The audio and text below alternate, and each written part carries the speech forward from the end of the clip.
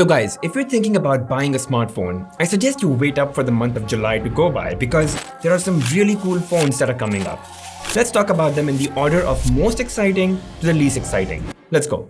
So first up is Nothing Phone 2 to be announced on 11th of July and possibly around a price of about 40,000 rupees. It is steep. The specs are right here up for you. What's noticeable is that Carl Pei confirmed that he's going to put in Snapdragon 8 Plus Gen 1, which is actually a very powerful, battery efficient and camera capable processor. Of course, that is also the reason why it's going to drive up the price of Nothing Phone 2. You'll also get a bigger display at 6.7 inches and a slightly bigger battery capacity as well. And despite being a new player, Nothing does promise 3 years of OS upgrades and 4 years of security updates, which is absolutely fantastic. Another very interesting thing that surfaced is the Nothing cable that's going to take up the very similar see-through transparent design. Of course, functionally it's the same, but it's really nice to see that you get a cable now that looks like it belongs to the smartphone. The next most exciting phone would be the Samsung Z Flip 5 and the Z Fold 5 that's due to be announced on 26th of July, along with the launch of Galaxy Buds 3, the Watch 6 and the Galaxy Tab S9 series. But let's focus on the phones and let's pick up the Flip 5 because that is the one that's actually the more exciting one.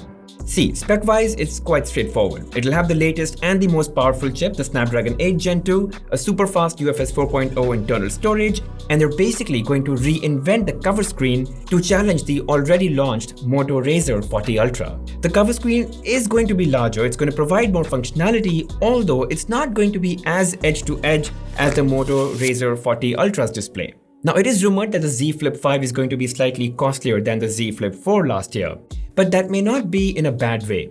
Look, they also launched the Galaxy S23 Ultra slightly more expensive, but then they also raised the base storage from 128 to 256 gigs.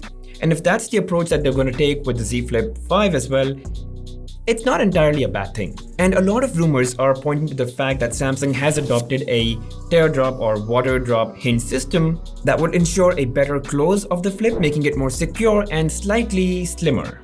And then coming to the Z Fold 5, which is unfortunately the least interesting of the lot, considering there's not much that Samsung is bringing which could be considered new to the Z Fold 5. It would at best be a minor improvement in terms of design with a new hinge system, slight performance upgrades, and hopefully a better battery life. But then, to steal some of the show of Samsung's Z Flip 5, Motorola is bringing its Moto Razr 40 and 40 Ultra to the market in the first week of July for approximately 50 to 60,000 rupees and 70 to 80,000 rupees respectively. The two phones are actually quite similar, with the main difference being Ultra will have a better performing chip than the regular Razr 40 and of course the larger cover screen. The remaining specs are all here. The key differences really are that in case of Razr 40, it has a slightly inferior chip. It's got a slower but still quite high 144Hz refresh rate display, 128 gigs as base storage, and it has a vegan leather back panel, not glass back. But what's really interesting is that the Razr 40 Ultra may actually give very stiff competition to the Z Flip 5. Firstly, the cover screen on the Razr 40 Ultra, it's bigger, nicer and smoother. And it's more optimized for more apps and functions, so it seems more useful. Or at least it's going to make people feel that it is more useful. The Z Flip 5, for sure it's not going to support as many functions and apps, so upfront the cover screen on the Razr 40 Ultra is more capable. And the second one has to do with pricing. So the Razr 40 Ultra gives a very similar experience to that of the Z Flip 5 but at about 20% or 25% lower cost. Of course, the Z Flip 5 will offer more performance and better camera experience, but still, it's not like a whole lot, and I think that's where the Razr 40 Ultra can give stiff competition to the Z Flip 5. Alright, next up is iQOO Neo 7 Pro launching on the 4th of July for around 35 to 40,000 rupees. And it's geared for people who don't want to pay ASUS ROG level prices, but they still want a really capable gaming smartphone.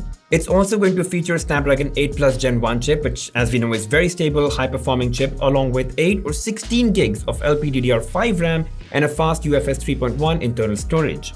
And in fact, it will come with an independent gaming chip to help boost frame rates and get a smoother gameplay. The display also seems to be super impressive with up to 1300 nits of brightness, which is excellent, and it was basically the same brightness levels that we saw with the flagship Galaxy S22 launch last year. I mean, the specs are really impressive and it is going to rival most smartphones in this price segment, especially in terms of performance. In fact, some tipsters have spotted the AnTuTu benchmark scores of more than 1.3 million for this phone, which is actually insane. And it's more than some of Samsung's flagship smartphones. It's going to come with an extremely fast 120-watt charger in the box that will take your 5000 mAh battery from 0 to 50% in under 30 minutes.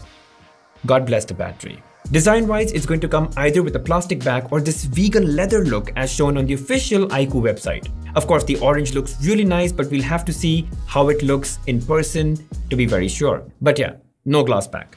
And lastly, the OnePlus Nord 3 is going to launch on the 5th of July for around 34,000 rupees or something, and hopefully it'll settle around 30 or 31,000 with discounts and cashback offers. And it's going to be a super all-rounder smartphone in this price segment. It's going to compete with phones like the Poco F5, the Motorola Edge 40, the Galaxy F54, and even the Realme 11 Pro Plus, just to name a few.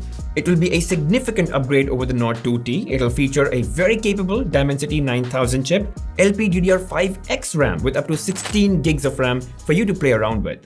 And reportedly, it's going to have 1000 Hz of touch sampling rate, so it's going to be really fun to play games on. Anyway, all the rest of the specs are right here, so you could pause and go through this. Now, obviously guys, there are going to be more phone launches in the month of July, but these are the ones that I'm actually most excited about personally. And hey, if you guys are thinking of buying a smartphone, so these are the ones you could look for. And if you have any doubts, any questions, any kind of clarity that you require, please put them down in the comment section. I will definitely help you out, all right? And hopefully I will be reviewing all of these phones on my channel, so you might want to subscribe and hit that bell notification icon and mark all, so when the review comes up, you're the first to know. Thanks for watching guys, I'll see you in the next one.